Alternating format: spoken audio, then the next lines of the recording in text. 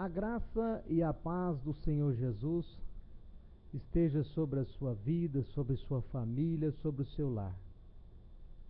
Dou graças a Deus por esse dia que Ele nos deu essa oportunidade de estar aqui mais uma vez, gravando esse vídeo e que ele venha servir para o seu elevo espiritual. E eu quero deixar um texto da palavra do Senhor no Evangelho de Jesus que escreveu o evangelista Mateus, em seu capítulo 8, e o versículo 23 ao versículo 27, que nos diz assim a palavra do nosso santo e poderoso Deus. Jesus apazigua a tempestade. O texto bíblico nos diz assim: E entrando ele no barco, seus discípulos o seguiram. E eis que, no mar, se levantou uma tempestade tão grande que o barco era coberto pelas ondas. Ele, porém, estava dormindo. E os seus discípulos, aproximando-se, o despertaram, dizendo: Senhor, salva-nos, que perecemos. E ele disse-lhes: Por que temeis, homens de pequena fé? Então, levantando-se, repreendeu os ventos e o mar, e seguiu-se uma grande bonança. E aqueles homens se maravilharam, dizendo: Quem é este, que até os ventos e o mar lhe obedecem? Graças a Deus. Meus amados e queridos irmãos, os discípulos de Jesus conheciam bem o mar da Galileia, pois era ali um trajeto costumeiro deles. Se os irmãos for ver a palavra do Senhor na pesca milagrosa, ali os discípulos tinham costume de pescar naquele lugar. E o mar da Galileia era um lago com aproximadamente 21 quilômetros de comprimento e 12 quilômetros de largura. E ele era formado pelo derretimento de neve proveniente do Monte Hermon. O lago de Genezaré está a 208 metros abaixo do nível do mar Mediterrâneo. E ali também causava um vento tempestuoso. E eles sopravam pela terra adentro. Em consequência da diferença da temperatura entre o planalto e a bacia em depressão do lago. E acontecia um fato interessante. À noite, a temperatura caía consideravelmente no planalto, mas não junto ao mar da Galileia. E acontecia ali um choque térmico por causa dos ventos fortes e tempestades.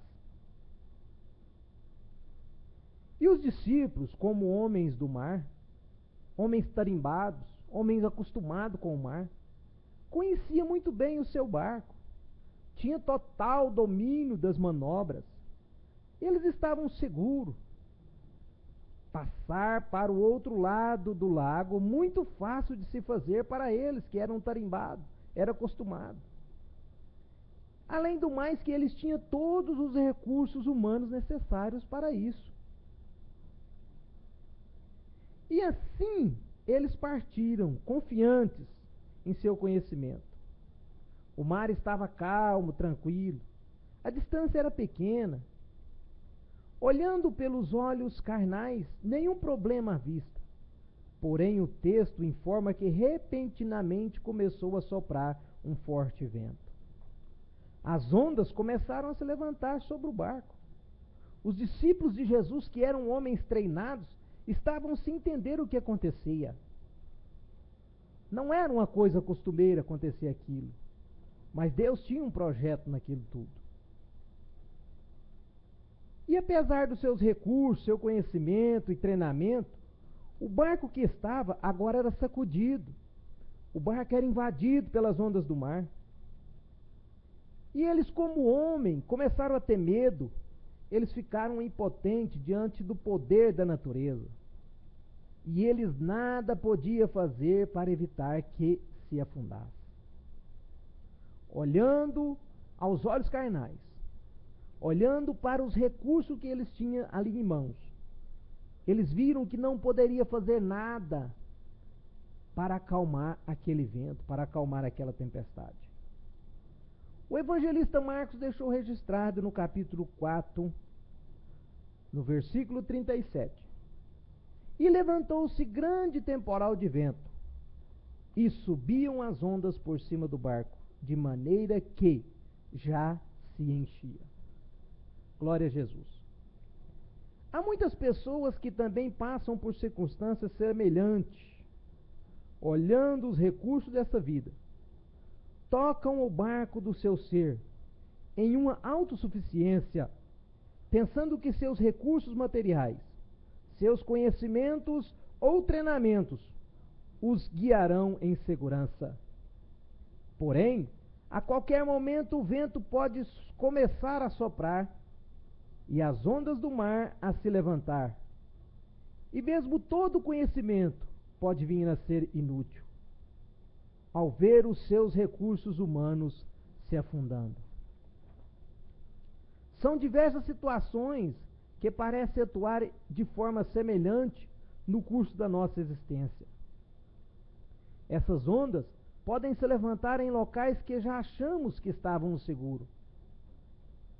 Quantos não acordam e percebem a tempestade de insegurança que se passa na vida conjugal? Trovoadas, ventos fortes, soprando em relação aos filhos, o céu escuro de problemas no trabalho, desemprego, incertezas, medo. A tempestade de problemas que parecem que vão nos afundar. Ondas de todo lado, família, trabalho, igreja. É preciso clamar pela ajuda de Jesus. E Jesus estava calmo, sereno, tranquilo naquele barco. Ele tem todo o poder.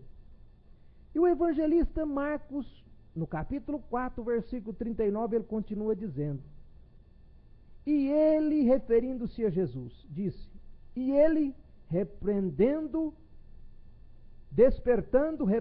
o vento, e disse ao mar: cala-te, aquieta-te. E o vento se aquietou, e houve grande bonança.